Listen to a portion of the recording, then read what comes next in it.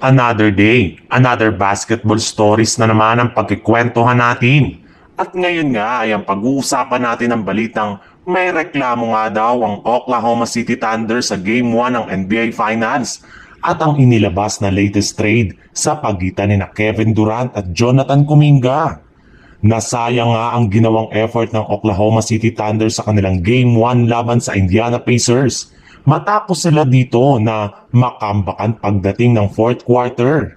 Hindi pa rin naman nga naging sapat dito ang ipinakitang performance ng kanilang MVP na si Shai Gilgeous-Alexander na nakapagtala sana ng 38 points, 5 rebounds at 3 assists. Pero kasabay rin naman nga ng pagkatalo na ito ng OKC ay hindi na rin naman nga napigilan pa ni SGA na magreklamo sa mga referee sa harap mismo yan ng media.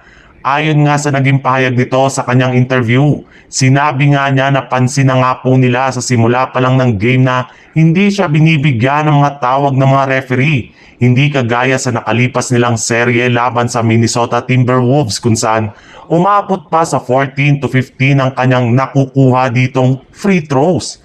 Bale sa Game 1 ay nakakuha lang siya dito ng 8 free throws attempts na siyang isa sa mga rason ng kanilang pagkatalo.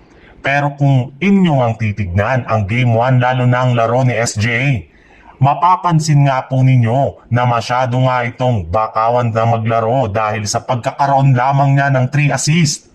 Sa ibang balita naman, nananatili pa rin nga bilang questionable kung ano nga ba ang magiging kalagayan ni Jonathan Kuminga sa kanilang team ngayong off-season.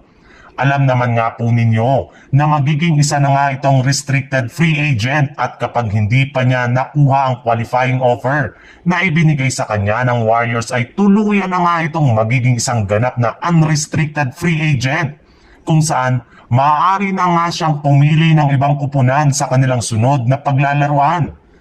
Kaya hindi na nga nakapagtataka bakit sunod-sunod ang pagsilabasa ng trade rumors patungkol sa kanya ng mga nagdaang linggo.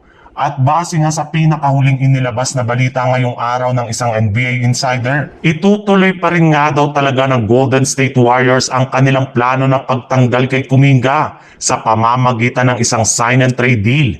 At plano pa rin nga daw nila itong gamitin bilang trade offer upang makuha ang pinaka-target at pinaka-prioridad nilang superstar na gustong makuha ngayong season na si Giannis Antetokounmpo. As of now nga, ay magkakaroon nga daw talaga ang GSW ng offer sa Milwaukee Bucks at titignan nga nila kung gagana ito o hindi.